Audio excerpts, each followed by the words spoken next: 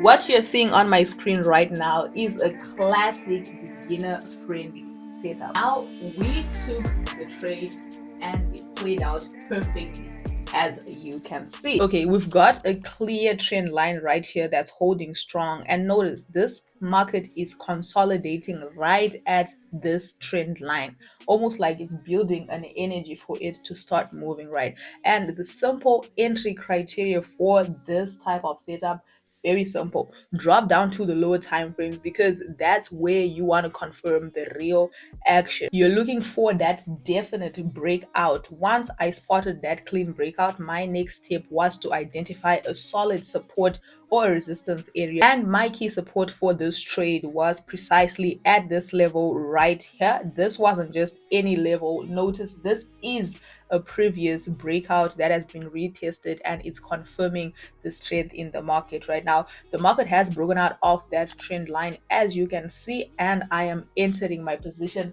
right at this level. We are in the trade right now, and obviously I am expecting momentum to just jump on our side as soon as possible. I have shared this with the free group, as you can see right here, and obviously for the private inner circle I've dropped it as a signal. So we're just gonna let the trade run and watch it unfold. There's nothing much we can do here but to just watch the candlesticks forming, and a few moments later we just hit our first and second take profit for 100 pips, and then 130 pips. Now we're up 140 pips, and as you can see, 160 pips, just like that on gold. And at this point the day is pretty much done. I also have to study, so I'm going to leave the charts for now. Absolutely exhausted, but in the best way possible because the trade is moving in our direction. I'm going to go to bed in a few hours, and we're going to let this trade run overnight. Obviously it's the next morning, you get the point, right? I am narrating what happened, so let's pick it up exactly where we left off.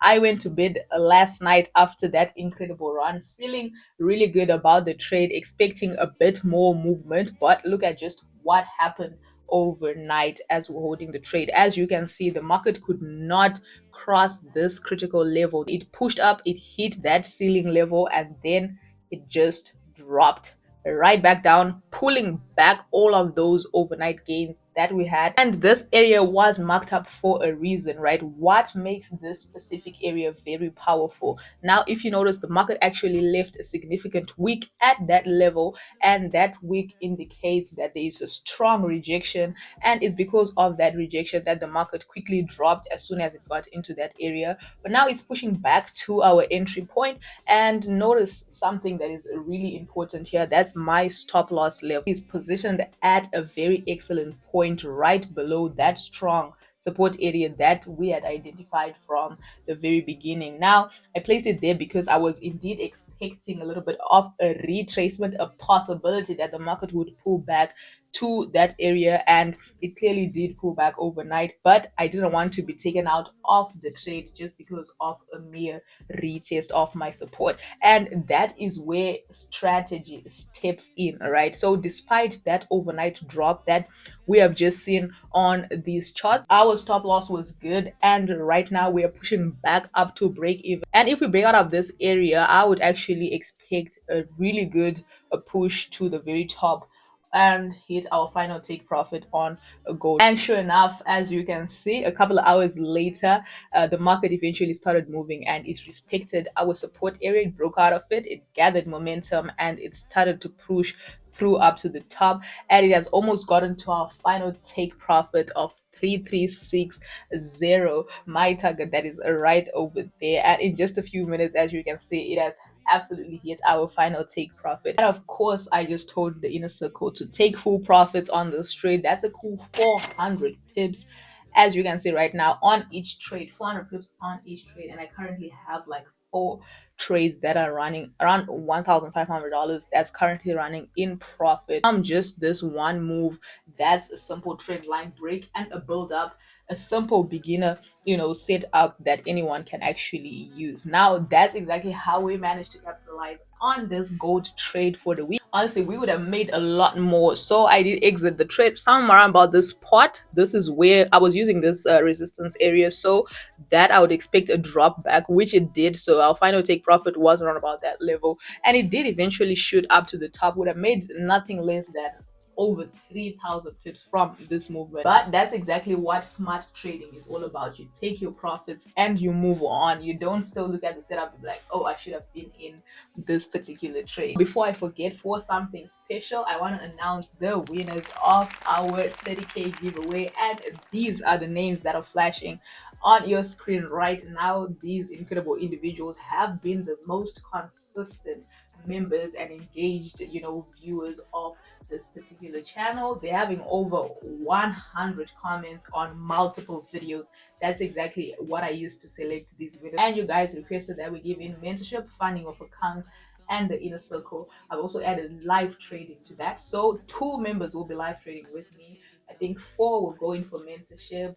10 will be funded, and I don't know how I'm going to do it, but it's going to be done. To claim your prize, make sure you send me a message on Telegram, and the first one to come is the first one that will choose whatever they want out of all of those things. The link is in the description below. But let's go back to our charts and continue, because that's not only the trade that we took on gold, we also had a trade on US30.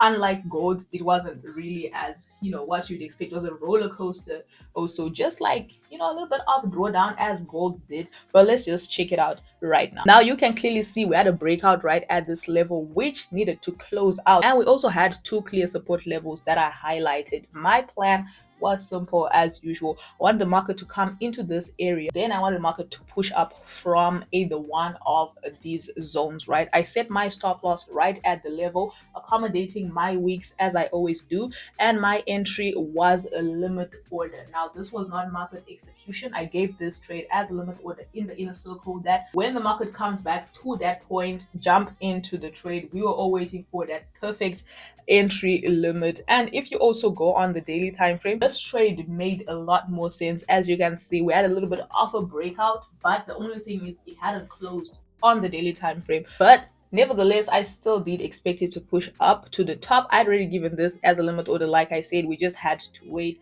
And a few moments later, man, I was so pissed right now. Just look at this. It almost hit my limit order, as you can see, but it just whiffed it by a few pips, a few tiny pips. Unbelievable, right? This move could have given us our first and second take profit for 100 pips easily without even doing anything. It continued to move up, and this is the 4-hour time frame, mind you. This could have been a really nice move, way over 300 pips, and we just missed the trade. We could have been done for the day if only it triggered my limit order. But what is if, right? But that's okay. We had to leave the limit order intact. And then guys, look at what happened the next day on US30. It finally dropped and triggered my limit order after going up, right? It had gone up, a really nice movement that would have made good profit. It dropped back to my limit order, it triggered it, and we were now in the trade. Yes, we did stay active for a little while in the trade, and then it played around and then went into drawdown, really deep drawdown, as you can see on the screen right now. And then this is where patience and confidence in your analysis now steps in as a trader. Everything now gets tested here. But I also had a really nice stop loss for this trade. Well, that's what I thought. Remember, I was also using my support areas, right, which would not trigger it at all. So they weren't even tested. The market was just playing with us right here. Now, the market played around for quite some time. It played up and down at break even, and then eventually moved up and gave us 160 pips. That's our first and our second take profits, but we're still in a few. Other people would choose to hold one trade. I would hold 2 or 3 trades. It just depends on how it is. We're still in a few trades here, and guess what happens? Let's just check it out right now with the weekly analysis. But if you're new, find the channel for the first time, welcome. We trade the NASDAQ over here. If you're returning, welcome back. You know what's up. Don't forget to hit that like button, turn your post notifications, and subscribe to the channel. And there you have it, guys. After waiting all that time, we were eventually taken out of this trade by this drop that we saw on Friday. The stocks just falling down, as you can see right here. NASDAQ wasn't even that bad, and gold pushing straight for the highs. This was a particular trade that we were all hoping we had stayed in on. Right now, let's start with US30. Let's just see what has actually shifted in this market for the next week that we are now looking at. Now, I was expecting US30 to come to this level. Why? Because I was considering that it had broken out of this area. Now, as you can see, it did break out a little bit, but it also has a little bit of a build up. The build up strategy that we used on gold is exactly what's happening here. Now, before you take a trade, you always have to wait for it to break out of that build up. And as you can see, this case, it broke out going downwards, showing us that the sellers did in fact take over this market. Right, I was expecting the buyers to take over and continue pushing up to the top. Now, you wouldn't have seen this if you're a day trader, because this is actually the daily time frame, so you had to wait for each candlestick to close, or mark up this area like this. You had marked it up like this and then wait for the market to break out of any, the top or the bottom. Right, and you have to wait for 1 2 3 4 5 days. That's the whole trading week. So technically, you wouldn't have done that as a day trader. You'd have dropped to the lower time frames, and that's exactly how you actually want to do that. So now we can see that US30 has, given back control to the sellers for the short term, which is also good for us because it helps us to get better setups as the market progresses. Right, so want to mark up we have our resistance level obviously there. Now I want to mark up our support area, so I'm considering this week as the first support area, and this level that it had broken out of. Remember, we had this level right here, it had broken out of that area. Now we would expect it to come back to retest it. Right now, I always want to have at least two support areas in case the first one is disrespected.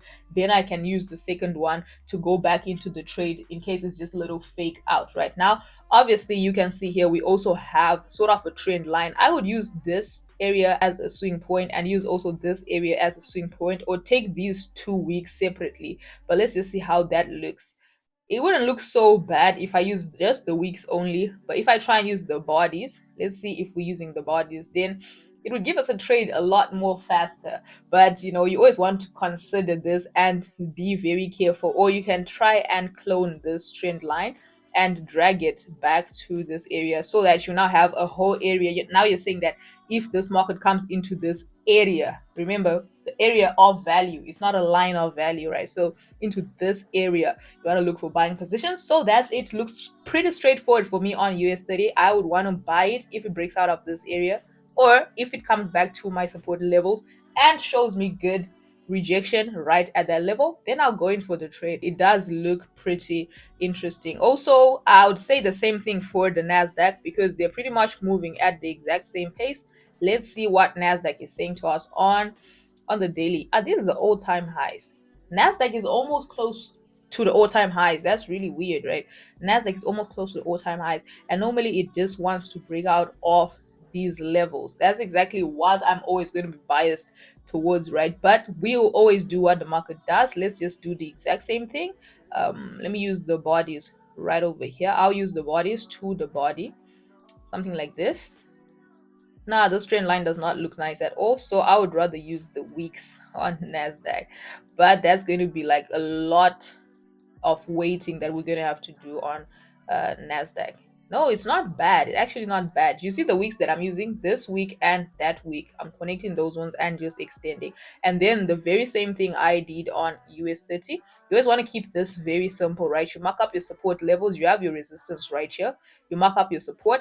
Now, this trend line might be too obvious to a lot of traders, right? So you always want to wait for the market to drop or take out those people and then look for buying positions in these zones also on the NASDAQ. I think it will be clearer as the market drops or as we go to the lower time frames. That's when you now see, a bigger picture. If we break out of this area right here, then we'll probably buy from this level. Or, if we go over onto the daily time frame, that's a lot of waiting, but that's just what the analysis is about. You have to have a bias first, then drop to the lower time frames to see if you can get an entry point. Now that's the same thing also we're having on gold. Gold is really, really trying to hit for those all-time highs.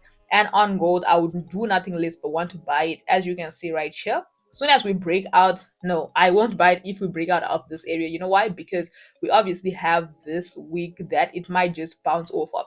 But also considering the fact that this is the daily time frame, this might be a good movement for a short term. You don't want to stay in for too long, especially if you're buying.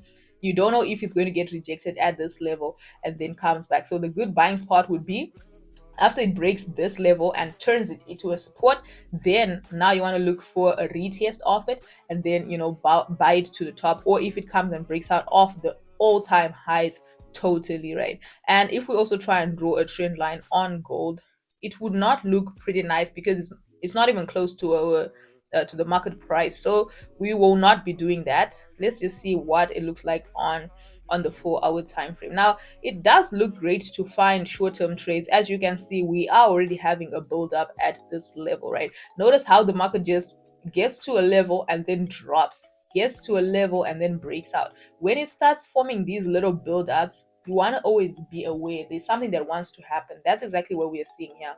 And if it does break out, obviously I'm just looking for a retest at a good spot, and then I'll buy the market.